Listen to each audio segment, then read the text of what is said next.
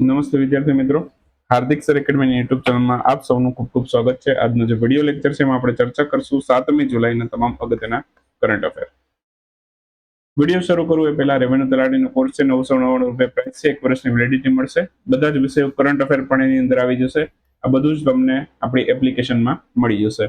તલાટીનો course લેશો એમાં current affair પણ આવી જશે, અલગથી બાય કરવાની જરૂરિયાત નથી। વધારે માહિતી જોઈતી હોય તો નંબર ઉપર ફોન કરો અથવા તો આ નંબર ઉપર વોટ્સએપ મેસેજ કરી શકો છો। ઓકે, શરૂ કરીએ આજનો વિડીયો। 7મી જુલાઈના તમામ અગત્યના કરંટ અફેર। સૌથી પહેલો ક્વેશ્ચન આજના વિડીયોમાં, હાલમાં જ ફીફાનો ફૂટબોલ ફોર સ્કૂલ કાર્યક્રમ છે, ઓકે, એ કયા રાજ્યમાં આયોજન કરવામાં આવ્યું છે? તો પહેલો ફીફાનો ફૂટબોલ ફોર સ્કૂલ કાર્યક્રમ છે, આ પહેલી વસ્તુ તો ભારતમાં આયોજન થયો છે, ફૂટબોલ ફોર સ્કૂલ કાર્યક્રમ। અને ભારતમાં કઈ જગ્યાએ આયોજન થયો છે? તો કે પશ્ચિમ બંગાળ રાજ્યની અંદર આનું આયોજન થયું છે। ઓપ્શન સી આપણો આન્સર થશે। હાલમાં જ ફીફાનો ફૂટબોલ ફોર સ્કૂલ કાર્યક્રમ છે એ ભારતમાં પશ્ચિમ બંગાળ રાજ્યની અંદર કોલકાતા ખાતે આયોજન કરવામાં આવ્યો હતો। આનું ઉદ્ઘાટન આપણા કેન્દ્રીય શિક્ષા મંત્રી ધર્મેન્દ્ર પ્રધાન દ્વારા કરવામાં આવેલું હતું। ઓકે, ફીફાની વાત આવી છે તો થોડુંક ફીફા વિશે જાણી લઈએ। ફૂલ ફોર્મ થાય એનું ફેડરેશન ઇન્ટરનેશનલ દી ફૂટબોલ એસોસિએશન। ઓકે, અને આની સ્થાપના 1904 માં થઈ હતી। આનું હેડક્વાર્ટર જે છે એ બરાબર મુખ્યાલય બરાબર એ ક્યાં આવ્યું છે? સ્વિટ્ઝરલેન્ડના ઝુરિચ શહેરમાં આવેલું છે। થોડીક વાતો ફીફા વિશે યાદ રાખવાની, થોડીક વાતો આ કાર્યક્રમ વિશે। હાલમાં જ ઓર્બિટિંગ નાવ, નાવનો અર્થ આ અંગ્રેજીનું નાવ છે બરાબર, પેલું હિન્દી વાળી નાવ એટલે હોડી નહીં બરાબર। તો ઓર્બિટિંગ નાવની સૌથી વધુ સેટેલાઇટ છે બરાબર, એમાં સૌથી વધારે અંતરિક્ષમાં મુકતા સેટેલાઇટ એક જ મિનિટ, સૌથી વધુ સેટેલાઇટને અંતરિક્ષમાં મુકતા દેશો બરાબર જ છે, લખેલું છે બરાબર છે, વાંચવામાં થોડીક મિસ્ટેક થઈ। તો ઓર્બિટિંગ નાવે એક રિપોર્ટ આપેલો છે, ઓકે, એમાં સૌથી વધારે સેટેલાઇટ છે એને અંતરિક્ષમાં મુકતા દેશો છે એમાં ભારતનું સ્થાન કેટલામું છે? તો આમાં ભારતનું સ્થાન છે 6થું છે, તો ઓપ્શન બી આપણો આન્સર થશે। તો હાલમાં જ ઓર્બિટિંગ નાવ છે બરાબર, એમના દ્વારા એક રિપોર્ટ જાહેર કરવામાં આવેલું છે જેમાં સૌથી વધારે સેટેલાઇટ મુકતા દેશોને સ્થાન આપેલા છે। ટોટલ પેલા તો વાત કરું 2025માં ટોટલ કેટલા સેટેલાઇટ લોન્ચ થયા છે અત્યાર સુધીમાં? તો 145 સેટેલાઇટ આ રિપોર્ટ પ્રમાણે લોન્ચ થયા છે। સૌથી વધારે સેટેલાઇટ અત્યાર સુધીમાં કોઈ દેશે મૂક્યા હોય તો અમેરિકા છે, બીજો ક્રમ રશિયાનો છે, ત્રીજો ક્રમ ચીનનો છે, ચોથો ક્રમ યુકે, પાંચમો ક્રમ જાપાન છે, અને ત્યારબાદ 6થો ક્રમ આવે છે ભારતનો। ઓકે, ફાયર પાવરમાં ભારતનો ક્રમ કેટલામો છે? ફાયર પાવરમાં ભારતનો ક્રમ 4થો છે। ઓકે, અને અત્યારે આજે અંતરિક્ષમાં સેટેલાઇટ સૌથી વધારે મૂકનારા દેશો છે એમાં ભારતનો ક્રમ કેટલામો છે? 6થો છે। આ રેન્કિંગ યાદ રાખજો। અને સ્પેડએક્સ છે, NVS-02 છે, અને અર્થ ઓબ્ઝર્વેશન સેટેલાઇટ 09, આ બધા 2025માં લોન્ચ થયેલા સેટેલાઇટ છે, એને પણ તમે યાદ રાખી શકો છો। મેલેરિયા મુક્ત થનાર એમેઝોન ક્ષેત્રનો સૌથી પહેલો દેશ કયો બન્યો છે? આને WHO સર્ટિફિકેટ આપીને પ્રમાણપત્ર આપ્યું છે કે ભાઈ હવે તમે મલેરિયા મુક્ત થઈ ગયા છો। તો આ જે દેશનું નામ છે બરાબર એ સુરીનામ છે। ઓપ્શન સી આપણો આન્સર થશે। તો એમેઝોન ક્ષેત્ર એટલે કે એમેઝોનના જંગલો છે એની આસપાસના જે દેશો છે એ એમેઝોન ક્ષેત્ર, એમેઝોન રિજિયનની અંદર આવે છે। તો એમેઝોનની નદી પણ છે, ઓકે, અને એમેઝોનના જંગલો પણ છે। એમેઝોનના જંગલોની અંદરથી વહેતી જે નદી છે એને એમેઝોન નદી કહેવાય છે, અને આની આસપાસના ક્ષેત્રની અંદર જેટલા પણ દેશો આવે છે એ એમેઝોન કન્ટ્રી તરીકે ઓળખાય છે। તો જેમાં Brazil, Peru, Colombia, Venezuela, Ecuador, Bolivia, Guyana, Suriname અને ફ્રેન્ચ ગુયાના બધા દેશોનો સમાવેશ થાય છે। એમાંથી સુરીનામ છે સૌથી પહેલું એમેઝોન કન્ટ્રી બન્યું છે કે જે મેલેરિયા મુક્ત થઈ ગયું છે। WHO સર્ટિફાઈડ પ્રમાણપત્ર આપી દીધું છે। શૂન્ય મેલેરિયાના કેસો છેલ્લા 3 વર્ષથી હતા બરાબર ત્યાં, અને આખરે અને પહેલી વસ્તુ જ્યારે WHO કોઈ દેશને મલેરિયા ફ્રીનું કે કોઈ પણ રોગથી મુક્તનું પ્રમાણપત્ર આપે ને એટલે એ જે તારીખે આપે એના 3 વર્ષ પહેલાથી એ રોગનો કોઈ પણ કેસ એ દેશમાં ના હોવો જોઈએ તો જ એને પ્રમાણપત્ર મળે। તો આપણો જે ટાર્ગેટ છે 2030 સુધીમાં મેલેરિયા મુક્ત થવાનો ટાર્ગેટ છે, એટલે કે મેલેરિયાને નાબૂદ કરવાનો ટાર્ગેટ છે। તો આપણે શૂન્ય મેલેરિયાના કેસ છે ક્યાં સુધીમાં કરી નાખશું? 2027 સુધીમાં આપણો મલેરિયાના કેસની સંખ્યા છે બરાબર એ 0 કરવાની છે બરાબર, અને 2030 સુધીમાં આપણે મેલેરિયાને નાબૂદ કરી દીધો છે એવું સર્ટિફિકેટ મેળવવાનું છે બરાબર। તો 2030 સુધીમાં નાબૂદ કરવાનું છે, એટલે શૂન્ય કેસ માટે 2027 નું લક્ષ્યાંક છે। વિશ્વ મલેરિયા દિવસ આપણે 25મી એપ્રિલે ઉજવીએ છીએ. મલેરિયા પ્લાઝ્મોડિયમ નામના પ્રજીવના કારણે થતો રોગ છે. માદા એનોફિલિસ મચ્છરના કરડવાથી એનું વહન થાય છે. એ બધું યાદ રાખવાનું છે. ક્લિયર? સંયુક્ત રાષ્ટ્રની સિક્યુરિટી કાઉન્સિલ એમાં જુલાઈ 2025 ની અધ્યક્ષતા કયા દેશે સંભાળી છે? જુલાઈ 2025 સંયુક્ત રાષ્ટ્રની સિક્યુરિટી કાઉન્સિલ છે એની અધ્યક્ષતા છે બરાબર એ પાકિસ્તાને સંભાળી છે. તો આન્સર આવશે ઓપ્શન બી. ઓકે, તો હાલમાં જ છે બરાબર સંયુક્ત રાષ્ટ્રની સિક્યુરિટી કાઉન્સિલ એની જુલાઈ 2025 ની અધ્યક્ષતા છે પાકિસ્તાને સંભાળી છે. ટોટલ સંયુક્ત રાષ્ટ્રની સિક્યુરિટી કાઉન્સિલમાં 15 સભ્ય દેશો હોય, એમાં 10 બિનકાયમી હોય અને 5 કાયમી સભ્યો હોય. 5 કાયમી સભ્યોની વાત કરું તો ફ્રાન્સ, અમેરિકા, યુકે, ચીન અને રશિયાનો સમાવેશ થાય છે. ઓકે, અને બાકીની વાત કરું તો જે 10 બિનકાયમી સભ્યો છે એની સદસ્યતા છે દર 2 વર્ષે બદલાય. દર 2 વર્ષે 10 બિનકાયમી સભ્ય દેશો છે એ બદલાય. એમનો કાર્યકાળ 2 વર્ષનો હોય.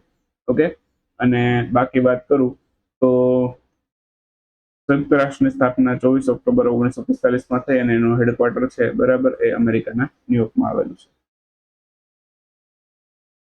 એના પછીનો ક્વેશ્ચન, હાલમાં પ્રધાનમંત્રી નરેન્દ્રભાઈ મોદી ટોટલ 5 દેશોની મુલાકાતે ગયેલા છે જુલાઈ 2025 દરમિયાન.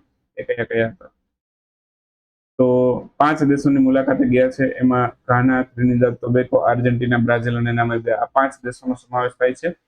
ઓપ્શન એ આપણો જવાબ બનશે. હાલમાં જ પ્રધાનમંત્રી આ 5 દેશોની મુલાકાતે જશે. હવે અત્યારે 7 તારીખ છે આજે લગભગ બ્રાઝિલમાં બ્રિક સમિટ ને બધું એટેન્ડ કરશે અને ત્યાંથી નામિબિયા જશે. તો આ બધું આખો એનો કાર્યકાળ છે. ઘાનામાંથી ત્રિનિદાદ ટોબેગો ગયા, ત્યાંથી આર્જેન્ટિના, ત્યાંથી બ્રાઝિલ, એ બધો એનો આખો કાર્યક્રમ છે. ક્રમમાં જ લખ્યા છે લગભગ મેં અહીંયા. ઓકે, સો એ યાદ રાખજો. લાસ્ટમાં નામિબિયા જશે ને પછી પાછા ભારતમાં પરત આવશે. ક્લિયર? તો આખો 5 દેશોનો એમનો કાર્યક્રમ હતો બરાબર. 5 દેશોની મુલાકાતે ગયેલા. 5 દેશોના નામ આપણે વાત થઈ ગઈ. સૌથી પહેલી મુલાકાત કયા દેશની લીધી એવું પૂછે તો ઘાનાની લીધી હતી 5 દેશોમાંથી જુલાઈ 25. ઘાના છે બરાબર 1995 બાદ પ્રધાનમંત્રી નરેન્દ્રભાઈ મોદી 1995 બાદ ઘાનાની મુલાકાત લઈને આવ્યા. સૌથી પહેલા પ્રધાનમંત્રી બન્યા છે. એમના સ્વાગતમાં ઘાનાએ એમને 21 તોપોની સલામતી આપી છે. ત્યાંના પરંપરાગત ઘાનાનું જે પરંપરાગત ગીત છે એની સાથે હરે રામ હરે કૃષ્ણના નારા સાથે પ્રધાનમંત્રી મોદીનું સ્વાગત કરવામાં આવ્યું છે. ત્રિનિદાદ ટોબેગો છે બરાબર, એમણે કઈ રીતે સ્વાગત કર્યું હતું? ભોજપુરી સોંગથી સ્વાગત કર્યું હતું. ઓકે, અને ઘાના ભારત વચ્ચે ટોટલ 4 બાબતોમાં હસ્તાક્ષર થયા છે. કઈ બાબતો છે એ યાદ રાખવાની જરૂરિયાત અત્યારે મને નથી લાગતી. ઓકે, કેમ કે ક્વેશ્ચન નીકળશે તો ડાયરેક્ટ અહીંથી જ આવશે કે સર્વોચ્ચ નાગરિક સન્માન છે ઘાનાનો મળ્યો છે. કોને મળ્યો છે? તો એ મોદી સાહેબને મળ્યો છે. એમનું નામ પૂછી શકે સર્વોચ્ચ નાગરિક સન્માનનું, તો officer of the order of the star of Ghana વાળું કાઢી નાખે બરાબર. કદાચ એમાં આ જે પાછળનું જે સેન્ટેન્સ છે એ કાઢી નાખે. તો આટલું યાદ રાખવાનું, officer of the order of the star of Ghana. Okay, Ghana કાઢી નાખે પાછળથી, તો officer of the order of the star. Okay, તો આવી રીતનું પણ ઓપ્શન આપી શકે, સેટ કરવો હોય તો કરી શકે. ઓકે, એના પછી વિશ્વ ઝૂનોસિસ દિવસ ડે આ ક્યારે ઉજવાય છે? વિશ્વ ઝૂનોસિસ દિવસ ડે છે આ છે એ 6 જુલાઈ ઉજવાય છે. તો હાલમાં જ વર્લ્ડ ઝૂનોસિસ ડે છે 6 જુલાઈના રોજ ઉજવાયેલો છે. સૌથી પહેલી વખત 6 જુલાઈ 1885 ના રોજ આ ઉજવાયેલો છે. ઝૂનોસિસ છે એ વાયરસ, પરોપજીવી, બેક્ટેરિયા ફૂગથી થતો રોગ છે. મુખ્યત્વે આ જે રોગ છે પ્રાણી મારફત મનુષ્યમાં ફેલાતો હોય છે. તો કોઈ પણ પ્રાણીઓ છે એના સંપર્કમાં આવવાથી મનુષ્યને એ રોગ થાય તો એ રોગ છે એ ઝૂનોસિસ છે. જેમ કે ઇન્ફ્લુએન્ઝા છે, ઈબોલા છે બરાબર, ચામાચીડિયાથી થતો રોગ છે, મનુષ્યમાં ફેલાય છે ચામાચીડિયા મારફત.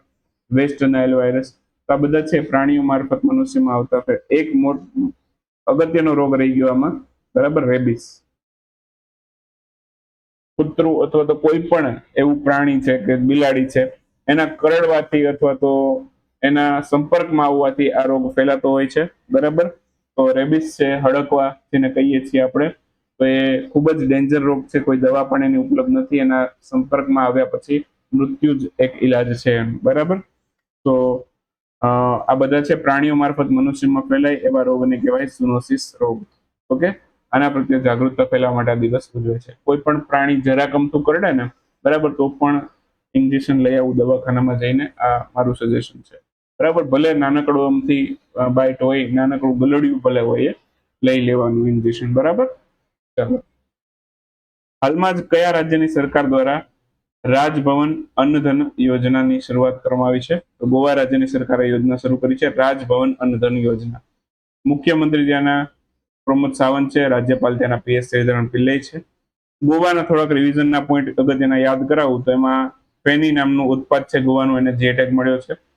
ગોવાનું લહેરાઈ દેવી મંદિર, ત્યાં ભાગદોડ થવાના કારણે ત્યાં ગોવાની અંદર છે બરાબર ઘણા લોકોનું નિધન થયેલું છે.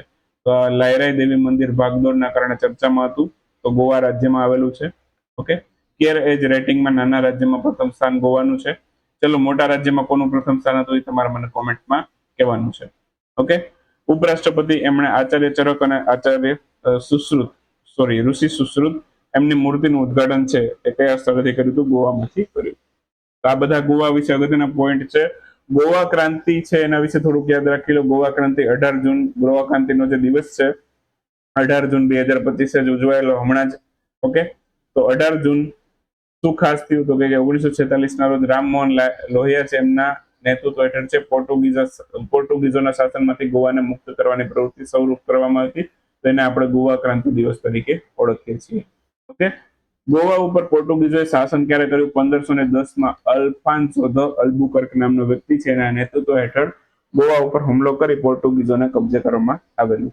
ઓકે, 15 ઓગસ્ટ 1947 રોજ ભારત આઝાદ થઈ ગયું, પણ ગોવા હજી પોર્ટુગીઝોના શાસનમાં જ હતું.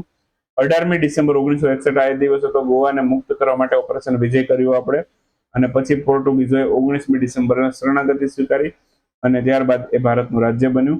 શરૂઆતમાં તે કેન્દ્ર શાસિત જાહેર થયું હતું બરાબર, અને પાછળથી 30મી મે 1987 આ એ દિવસ છે જ્યારે ગોવાને સંપૂર્ણ રાજ્યનો દરજ્જો મળ્યો. તો એને ગોવાનો રાજ્ય દિવસ તરીકે ઉજવી છે 30 મે તરીકે. 20 મે ગોવાનો રાજ્ય દિવસ છે, 18 મે ગોવા ક્રાંતિ દિવસ છે. બરાબર, થોડાક એક વાક્યના ક્વેશ્ચન ફટાફટ જોઈ લઈએ. દેશની સૌથી લાંબી રેલવે સુરંગનું નિર્માણ કાર્ય પૂર્ણ થયું છે. કયા રાજ્યમાં છે? આ ઉત્તરાખંડની અંદર આવેલી છે. લગભગ 14 પોઈન્ટ સમથિંગ આની લંબાઈ છે કિલોમીટરમાં. એ આપણે યાદ રાખીશું, ઉત્તરાખંડની અંદર આવેલી છે. હાલમાં જ પ્રધાનમંત્રી નરેન્દ્રભાઈ મોદી એમને કયા દેશની અધિકારિક યાત્રા પર પહોંચેલા? ઘાનાની અધિકારિક યાત્રામાં ગયેલા, હમણાં જ આપણે વાત થઈ. હાલમાં જ શહેરી સ્થાનિક યુનિટના અધ્યક્ષોની સૌથી પહેલું રાષ્ટ્રીય સંમેલન છે એનું આયોજન કયા સ્થળે થયેલું? હરિયાણાના ગુરુગ્રામમાં થયેલું. ભારતીય કેરીની નિકાસમાં વધારો કરવા માટે ઇન્ડિયન મેંગો મેનિયા 2025 ફેસ્ટિવલ એ કયા સ્થળે આયોજન કરવામાં આવેલો? યુએઈ ના આબુધાબીમાં આયોજન કર્યું છે. તો આન્સર આવશે યુએઈ. દેશનું નામ પૂછે તો યુએઈ, સિટી પૂછે તો આબુધાબી. હાલમાં જ ભારતનું સૌથી પહેલું ગ્રીન ડેટા સેન્ટર આને કયા સ્થળે સ્થાપવામાં આવશે? આ ગાઝિયાબાદ ઉત્તર પ્રદેશમાં સ્થપાશે. હાલમાં જ ચર્ચામાં રહેલ ધર્મનિરપેક્ષ અને સમાજવાદી શબ્દો છે એ બંધારણ સુધારા કયા બંધારણ સુધારાથી બંધારણમાં ઉમેરેલા છે? તો 42મો બંધારણ સુધારો, જેને મિની બંધારણ તરીકે ઓળખીએ છીએ, એ 1976માં આવ્યું. એના હેઠળ છે આ ધર્મનિરપેક્ષ અને સમાજવાદી શબ્દ બંધારણના આમુખમાં ઉમેરાયા. કર્ણાટક રાજ્યમાં કાળા માથાવાળા કેટરપિલર, એક પ્રકારના એમ કહીએ ને કે જીવજંતુ કહી શકીએ. ઓકે, તો એના કારણે કયા પાકને અંદર નોંધપાત્ર ઘટાડો થયો છે? તો નાળિયેરનું પાક છે એમાં નોંધપાત્ર ઘટાડો થઈ ગયો, આ જે જીવડું છે એના કારણે. જલ્લીકટ્ટુ ફેસ્ટિવલ, ઓકે, એની ઉજવણી કયા રાજ્યમાં થઈ હતી? આ તમિલનાડુમાં ઉજવાયેલો છે. રાષ્ટ્રીય બીમા જાગૃતતા દિવસ ક્યારે ઉજવાયેલો? 28મી જૂને ઉજવાયેલો છે. નશીલી દવાનો દુરુપયોગ, અવૈધ તસ્કરી છે એને રોકવા માટેનો આંતરરાષ્ટ્રીય દિવસ એ UNODC, United Nations office on drug and crime કહેવાય આનું ફૂલ ફોર્મ. આ ક્યારે ઉજવાયેલો છે? આ 26મી જૂને ઉજવાયેલો છે. અને લાસ્ટ ક્વેશ્ચન છે, કેન્દ્રીય કેબિનેટ છે એમણે નેશનલ સ્પોર્ટ્સ પોલિસી 2025 ને મંજૂરી આપી છે. કયા વર્ષની પોલિસીનું સ્થાન લેશે? 2001ની પોલિસીનું સ્થાન લેશે. બસ, તો આ સાથે 7 જુલાઈના વિડીયોને રજા આપીએ અને મળીશું 8મી જુલાઈના વિડીયોમાં. ત્યાં સુધી રજા લેશું. આવજો ભાઈ, ગુડ નાઇટ, શુભરાત્રી. Thank you four